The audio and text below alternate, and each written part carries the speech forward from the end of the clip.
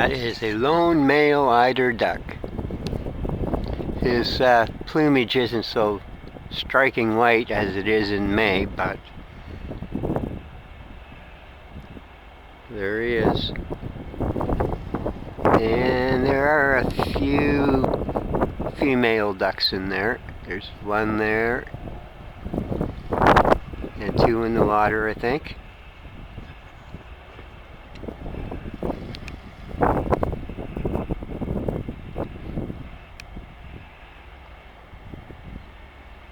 All resting.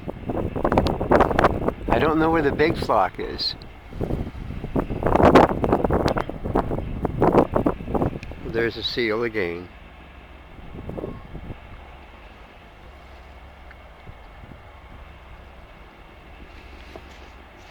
He's just looking at me. Oh, hello, Sammy. You big, beautiful gray seal.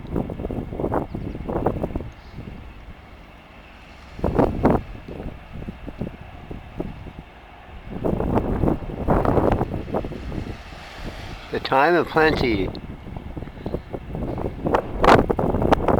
He's enjoying the time of plenty because in late summer to fall, there are different different fish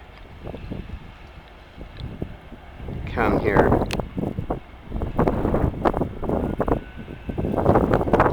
Well, I guess the most important species would be the salmon.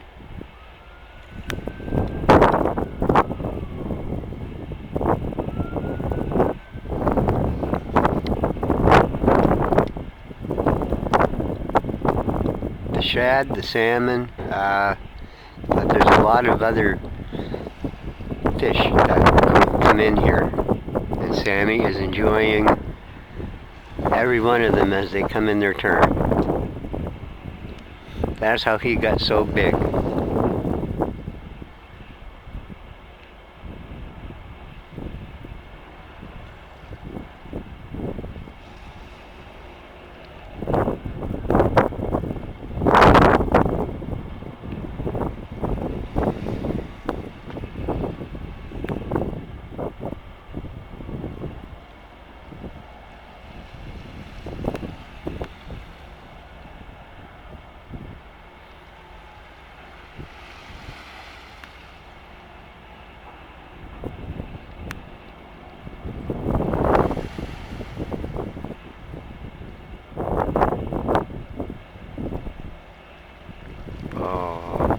That's the mother and her young one there.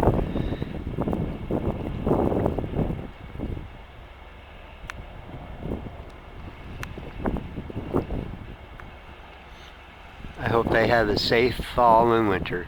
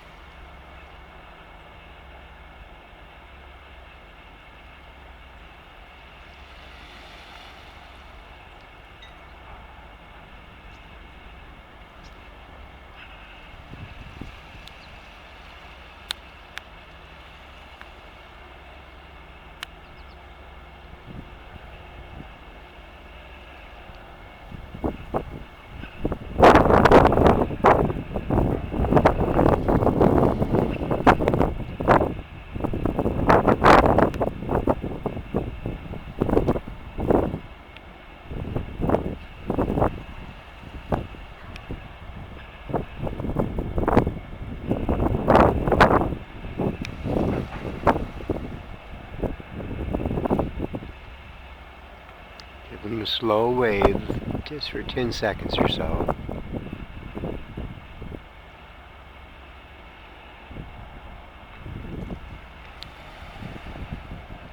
Understanding and comprehension,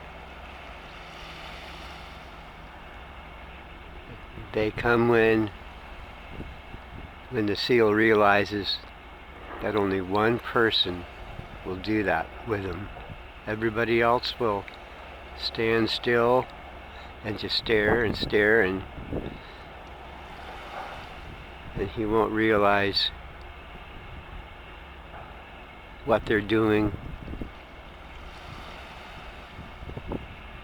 But if he remembers you for a certain gesture or sound of voice,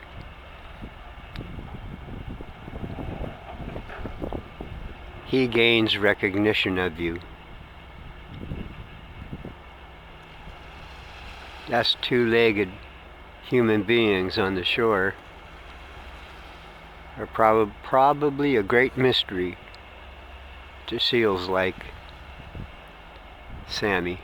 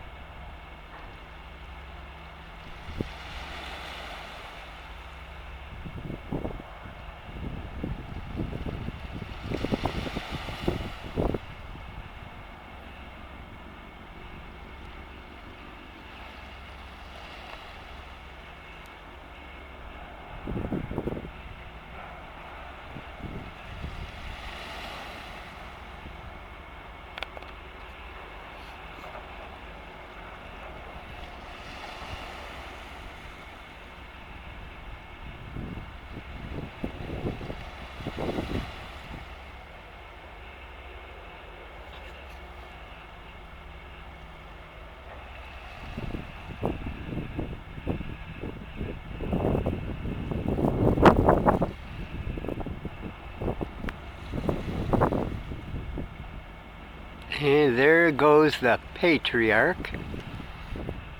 I think he's going to have a little sleep on the water.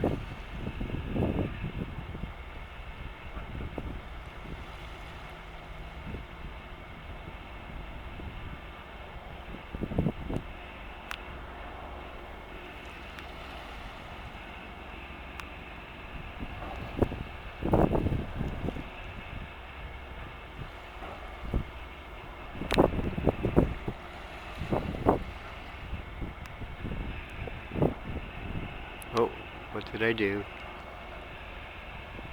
I have to tighten this stabilizer. There we go.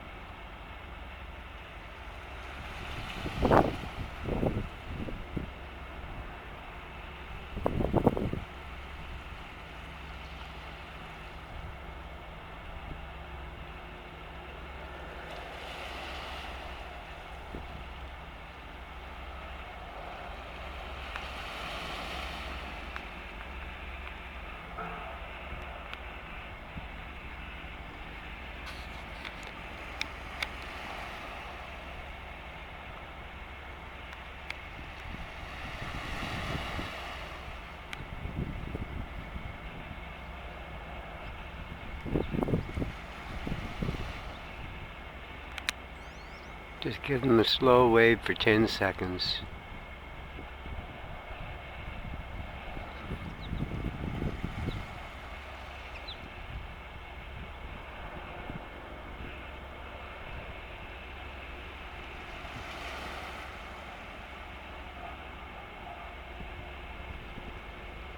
Hello, Sammy.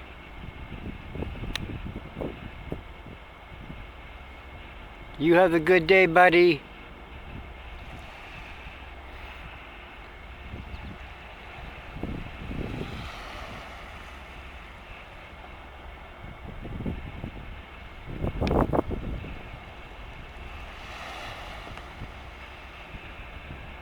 Now, get back here.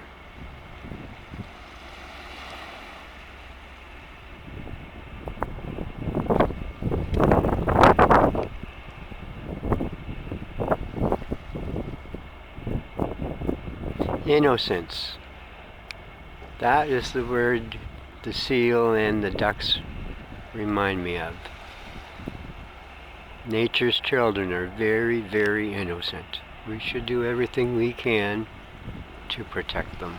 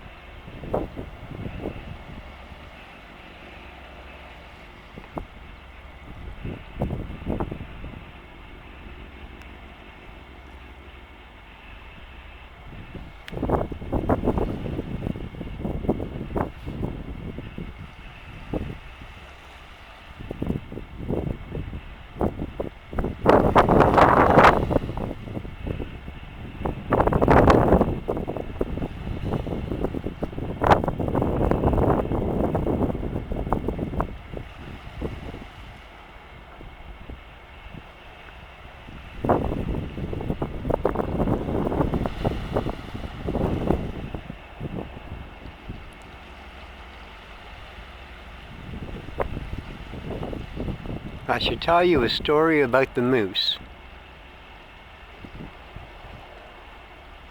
Before Europeans arrived,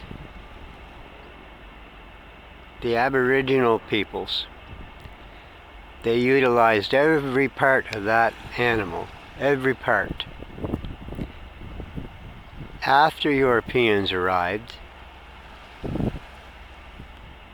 Europeans took such a liking to moose tongue and moose hide that they often killed a moose just for the tongue and the hide and the moose horns. They started hunting moose for sport. It was the same with the caribou in the north. Caribou, many were hunted solely for their tongue because there was a market for tongue.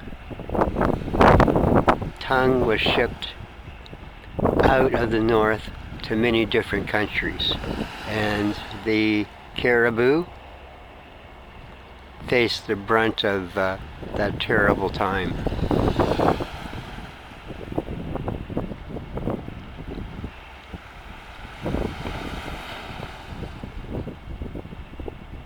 So it was the same with the moose. There were once so many moose that an Aboriginal hunter with a bow, a spear,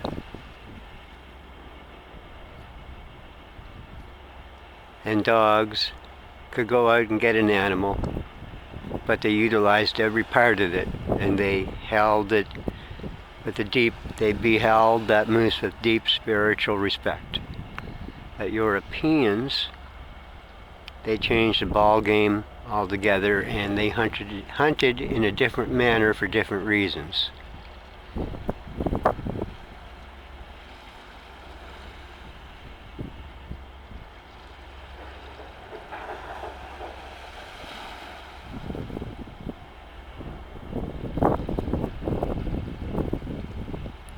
It's the same with these birds. When Europeans first arrived there were a great number of different waterfowl. And European hunting methods included cannon that fired special shot that would slay hundreds of birds at a time. It also included net cannons that would fire nets, and the nets would catch hundreds of birds at a time. So if you go down to the great marshes in Maryland and other places along the Atlantic pathway,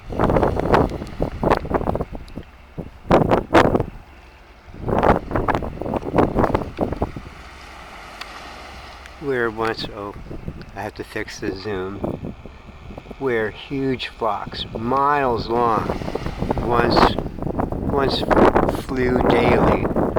Those flocks were decimated. They were just decimated.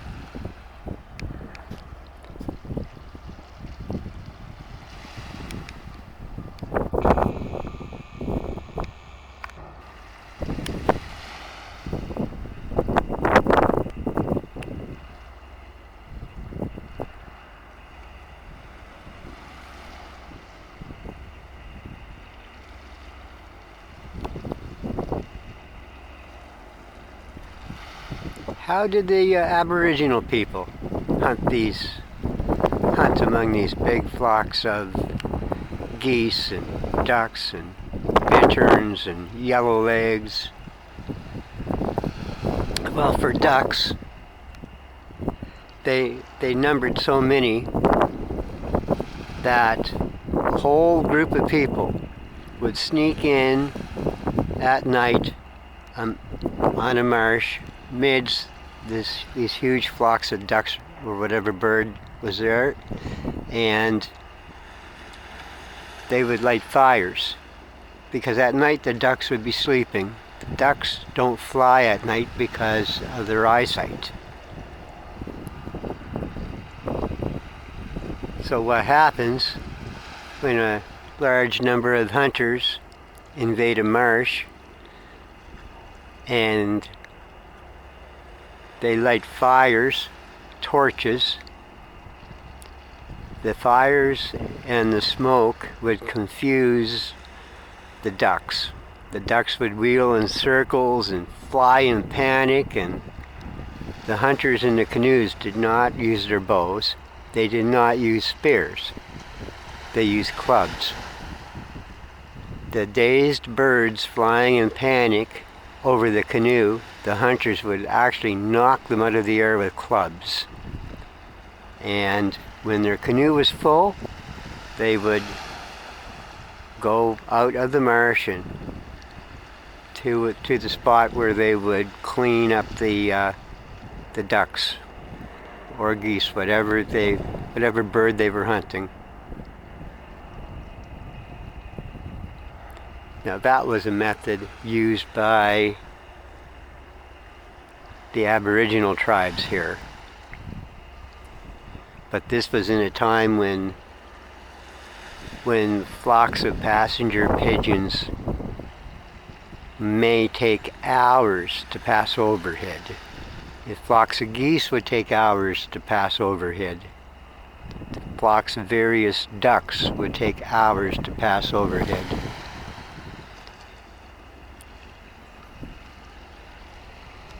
Today, the words endangered species list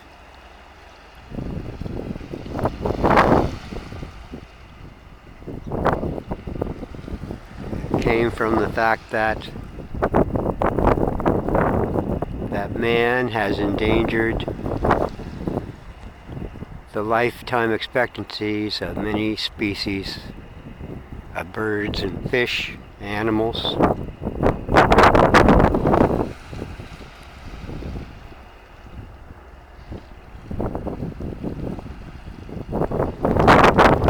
Acadian forest is a good example. The Acadian forest, the 37 different kinds of trees, supported a vast array of animals. But after European colonization, the Acadian forest, the natural deep forest trees, they were all cut down for lumber and building and to make room for farming. The forests were denuded of trees and farmers started to grow crops. The animals that depended on those 37 different kinds of trees no longer had them to exist among, and thus the numbers of animals grew lower.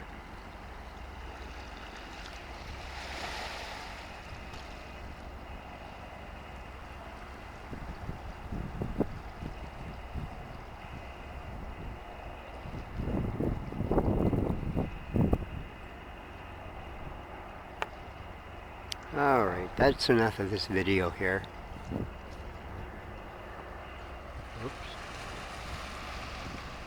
I'm looking for Sammy here.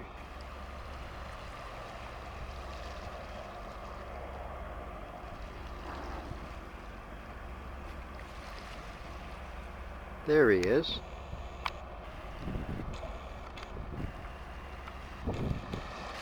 He's a little farther out. If I try to zoom in on, focus in more, it's going to get all fuzzy.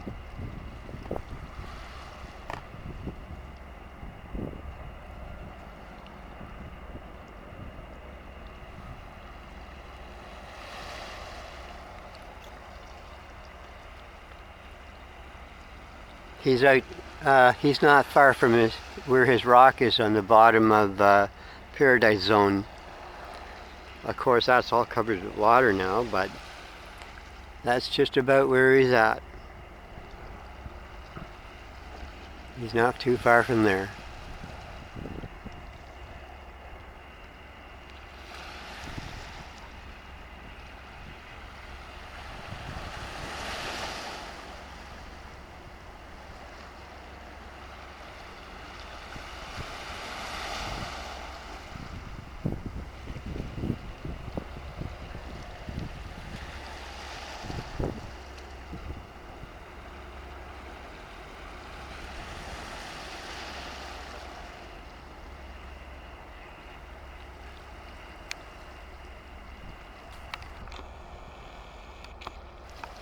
That's what I wanted to find. The duckies.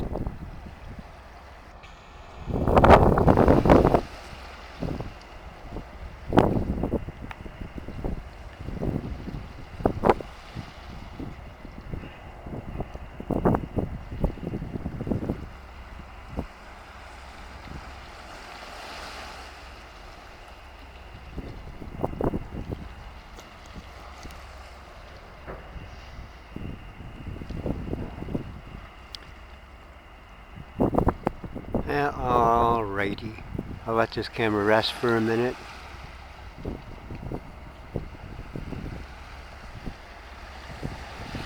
I will see you online.